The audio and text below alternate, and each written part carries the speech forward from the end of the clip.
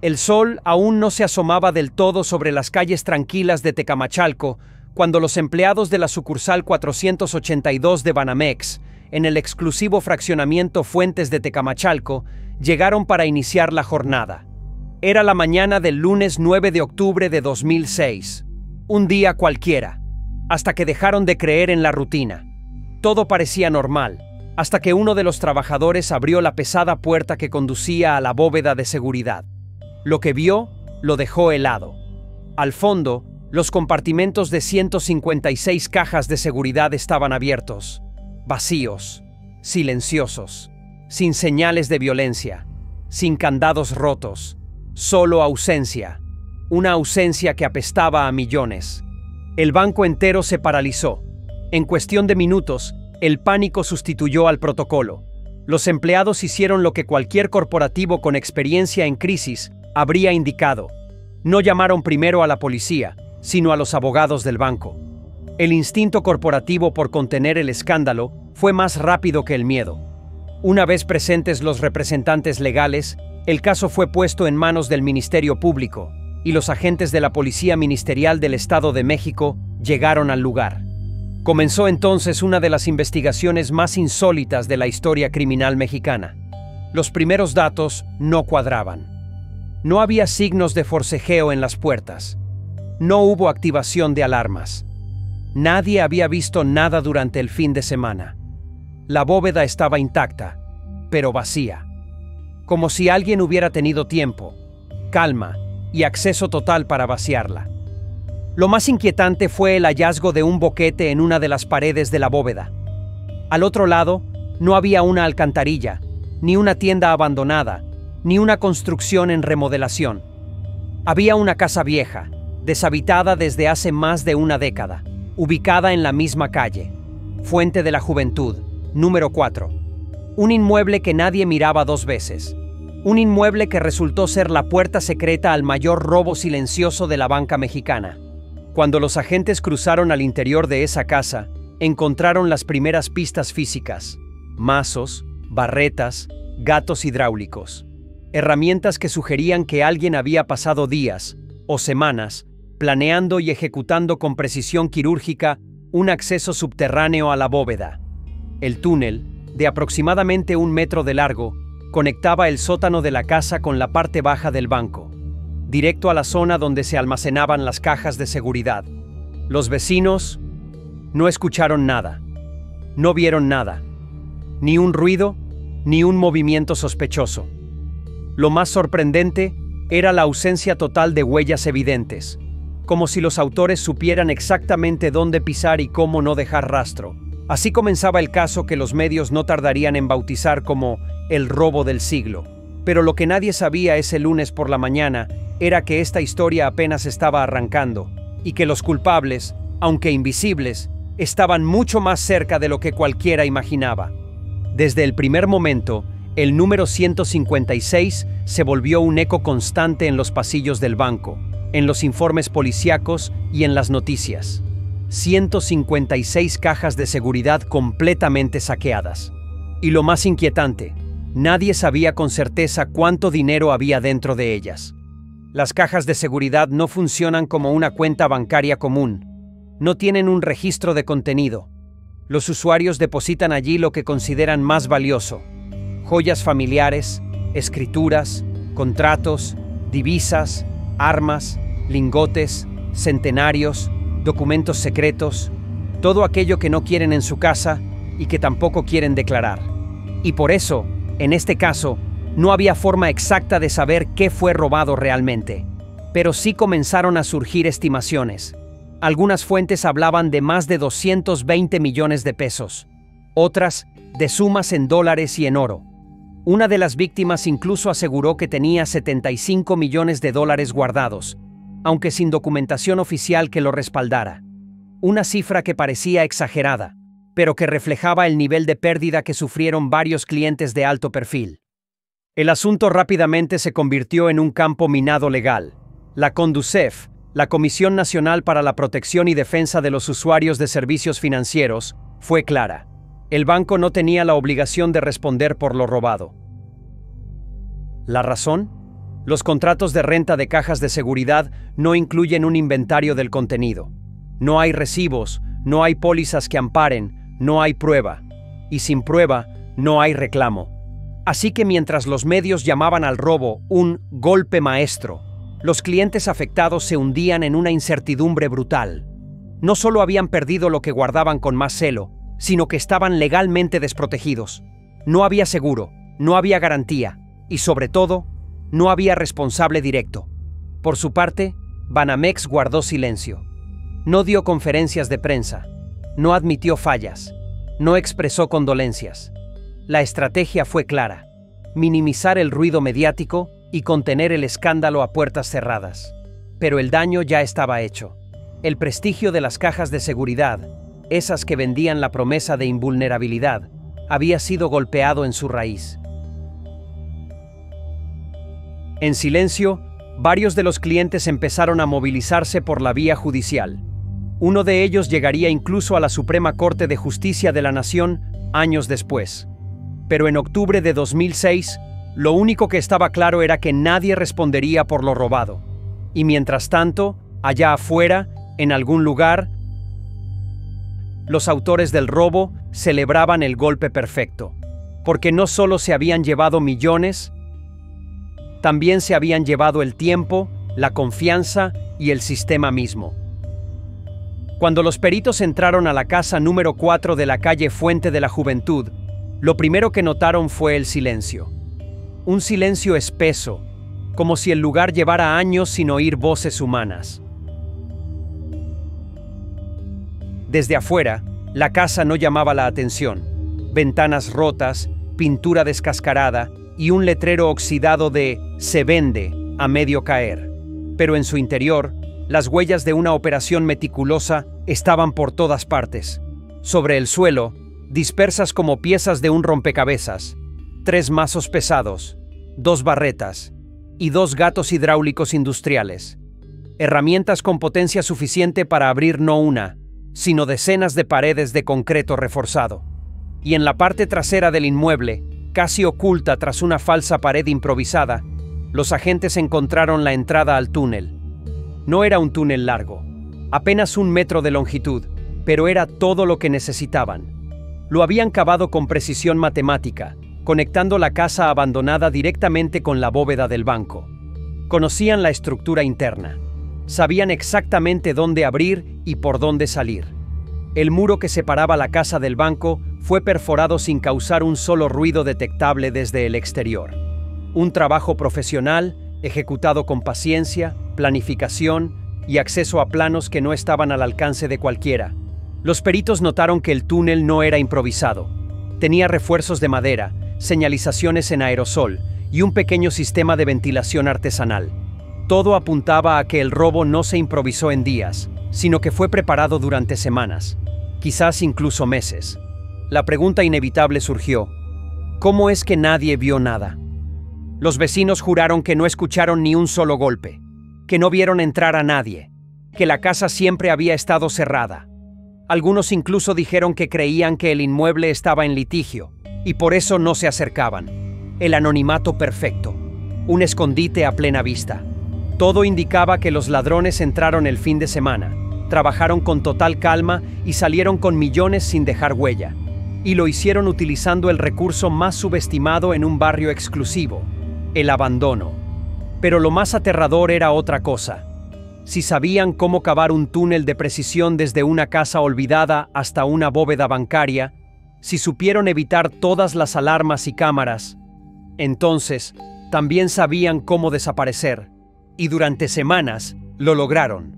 No hubo sospechosos, no hubo pistas claras, no hubo rostros ni nombres, solo el eco de 156 cajas vacías y un túnel sellado con el polvo del crimen perfecto. 2 meses después del robo, el caso parecía estancado. La prensa hablaba del robo perfecto, la policía sin pistas claras. Hasta que, en la madrugada del viernes 15 de diciembre de 2006, todo cambió.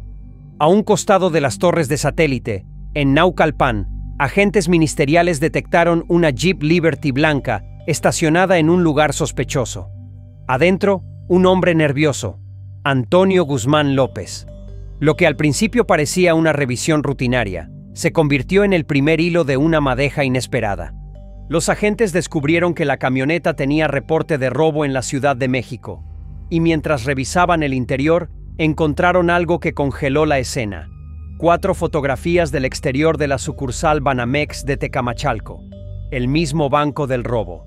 Las fotos, aún húmedas, estaban dobladas y escondidas bajo el asiento. Antonio, pálido, intentó zafarse con un movimiento clásico. Ofreció 50,000 pesos a los policías, pero no funcionó. Fue detenido en el acto. Mientras lo trasladaban al Centro de Justicia de Naucalpan, ocurrió algo aún más insólito.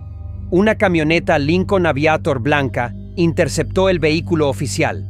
Del volante bajó una mujer decidida, Enriqueta Gómez Escobar, pareja de Antonio. Exigió saber por qué lo detenían. Cuando los agentes le explicaron, ella también intentó sobornar a los oficiales con otros 50,000 pesos en efectivo.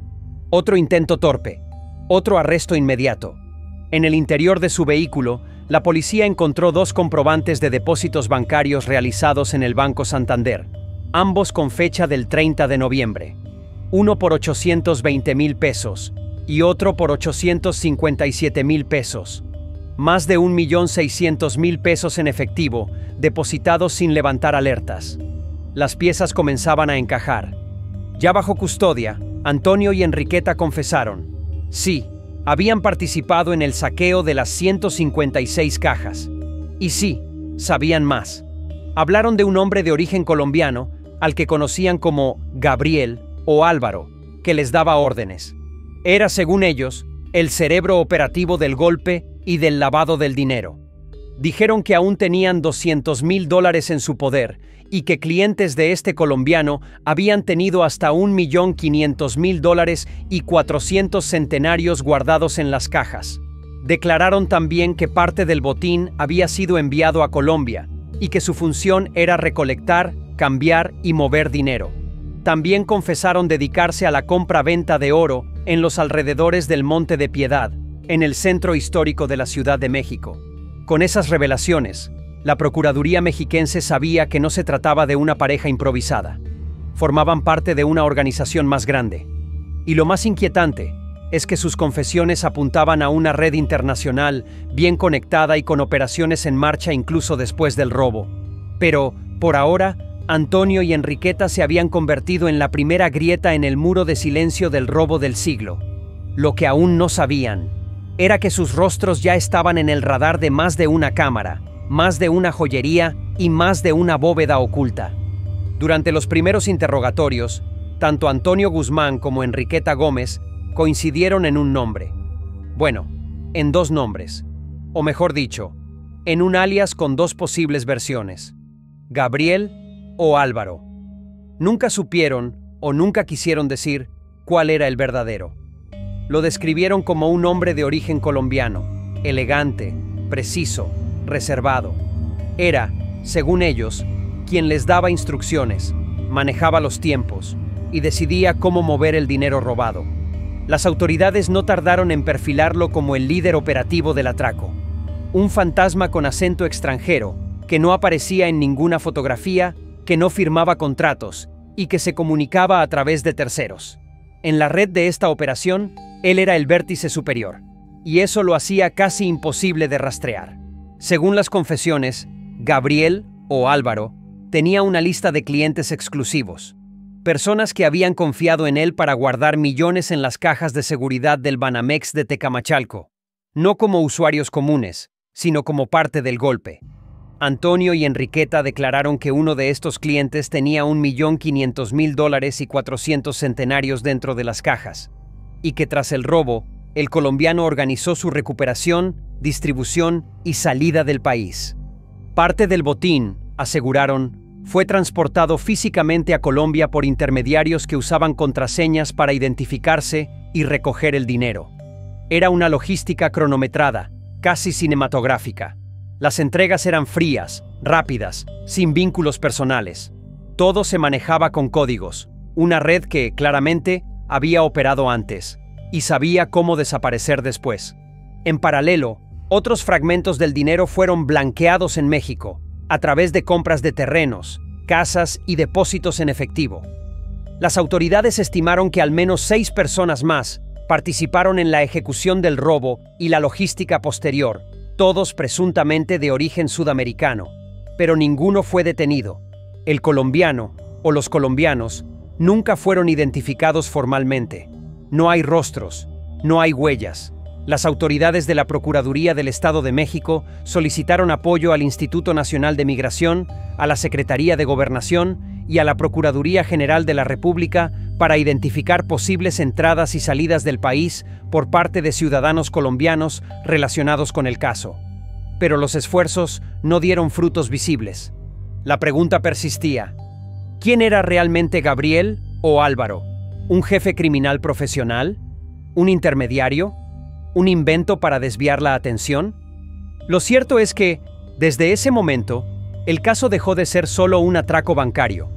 Era ahora una historia de redes internacionales, identidades falsas y vacíos legales que harían del robo del siglo una leyenda sin rostro. Tras las confesiones de Antonio y Enriqueta, los investigadores sabían que tenían que actuar rápido. La pista aún estaba caliente, y aunque el líder seguía oculto, los rastros del dinero robado comenzaban a aparecer en sitios tan inesperados como evidentes: las joyerías del centro histórico. El miércoles 28 de diciembre de 2006, la Procuraduría General de Justicia del Estado de México, en coordinación con su homóloga del Distrito Federal, ejecutó 3 cateos simultáneos. Uno de ellos fue en el centro joyero de la capital, un lugar famoso por su movimiento constante de metales preciosos, donde el dinero en efectivo viaja de mano en mano con una fluidez casi imposible de rastrear. En ese operativo se decomisaron $215,840 en efectivo y 400 centenarios, las mismas piezas de oro que Antonio y Enriqueta habían mencionado en sus declaraciones. También se encontraron planos detallados de la bóveda de Banamex en Tecamachalco, con anotaciones a mano, marcas, tiempos. La precisión del golpe quedaba confirmada. Alguien tenía el mapa completo desde dentro. Otro cateo se realizó en una casa ubicada en Coyoacán. Allí, entre documentos, la policía halló una fotocopia del plano de la sucursal, así como fotografías de Antonio Guzmán López y otros individuos no identificados. Las caras comenzaban a multiplicarse, pero los nombres seguían sin aparecer. Un rompecabezas con demasiadas piezas repetidas y bordes incompletos. El tercer cateo fue más directo. Se abrieron cajas de seguridad a nombre de Antonio Guzmán, en una sucursal de Santander. Ahí estaban los 400 centenarios y los $215,840. Además, encontraron pólizas de seguro, fichas de depósito y registros de movimientos recientes que fortalecían la hipótesis de que una parte del dinero sí se estaba moviendo activamente, incluso después del robo. El procurador mexiquense, Abel Villicaña Estrada, declaró que todavía había esperanza de recuperar los $200,000 adicionales mencionados por los detenidos, y que se buscaría la reparación del daño a los cuentahabientes, aunque sin comprometer legalmente al banco. Pero en el fondo, todos sabían que la mayor parte del botín ya estaba fuera del alcance de la justicia. A pesar de estos hallazgos, los otros 6 integrantes señalados por Antonio seguían libres. No hubo más detenciones. No hubo más cateos públicos. La red parecía haberse disuelto como humo tras un cristal roto. Y aunque la policía tenía dinero, centenarios y mapas, seguía sin tener al verdadero responsable. El colombiano seguía siendo una sombra. El caso Banamex Tecamachalco sigue flotando como un fantasma en la historia criminal de México. Un robo sin violencia, sin disparos, sin alarmas. Un túnel de apenas 1 metro, que terminó con 156 cajas vacías y más de 200 millones de pesos desaparecidos. Antonio y Enriqueta fueron capturados, pero el resto de la banda, incluidos los supuestos autores intelectuales, nunca fueron localizados. El dinero, salvo una mínima parte, nunca se recuperó. Y el hombre al que llamaban Gabriel o Álvaro se evaporó como si nunca hubiera existido. La pregunta sigue flotando. ¿Se trató realmente de un robo externo o hubo manos dentro del sistema que facilitaron el camino? Lo cierto es que, casi 2 décadas después, la bóveda aún guarda el eco de las cajas saqueadas, como si la historia siguiera esperando su capítulo final. Si esta historia te dejó con la boca abierta, suscríbete ahora y activa la campanita, porque cada semana revelamos los robos y estafas más impactantes, reales y misteriosos del mundo. Y dime en los comentarios, ¿crees que Gabriel existió realmente o fue una coartada perfecta? Nos leemos abajo.